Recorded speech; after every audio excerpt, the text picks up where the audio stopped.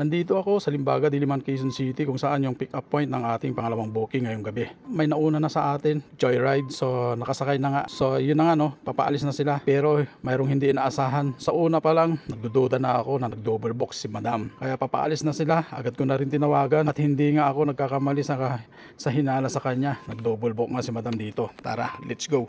Ano ba? Nandito po. Nakaparcel na ito kuya eh. Kayo ba yung sumakay sa Joyride? Opo, kanina pa.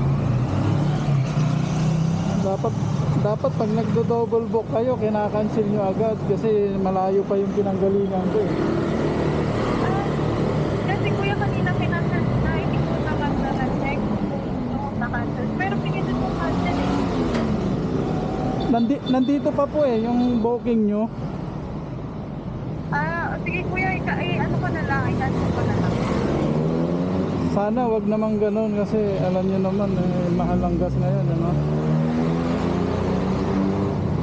Pag nagdo-double book kayo, kakancel nyo yan o kaya tawagan nyo yung ano kung hindi kayo sasakay. Sige kuya. Kayo pala yung ano kanina, dapat sinabihan nyo na kanina. Kayo pala yung sumakay sa Joyride kanina.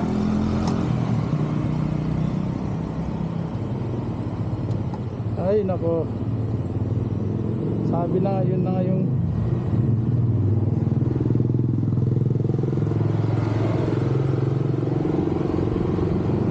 so yun mga paps, ano? So nandito tayo sa may Limbaga. So siya nga yung sumakay kanina sa Joyride. Okay, so nagmamadali ang pagsakay niya. Okay, so hindi pa niya na-cancel. Nandito pa oh. Papuntang Caloocan to. So ang layo ng pinanggalingan natin. Galing tayo Cubao, tapos Limbaga at Diliman yung pick up niya. Hindi muna, tumawag muna bago siya ano. Tapos sabihin sa akin na-cancel na daw. So hindi pa nakaka-cancel eh.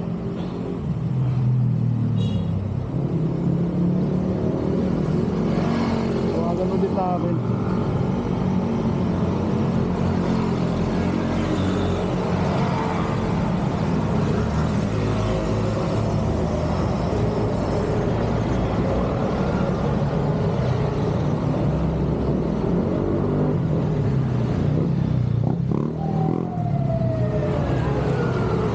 Nakapatayan tayo mga pats.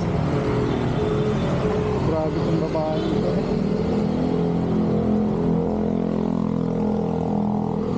Ayun na nga mga paps, no? Tinatawagan natin pero hindi na niya sinasagot.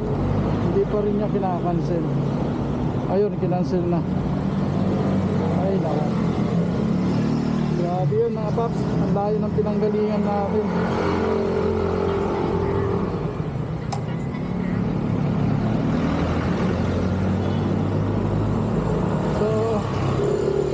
Ayun, kuha na lang tayo ng panibagong booking. So siya na nga yung una kanina.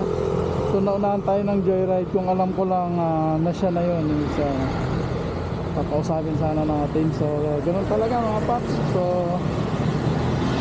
bigla akong pinamatuloy ng bumiyahe.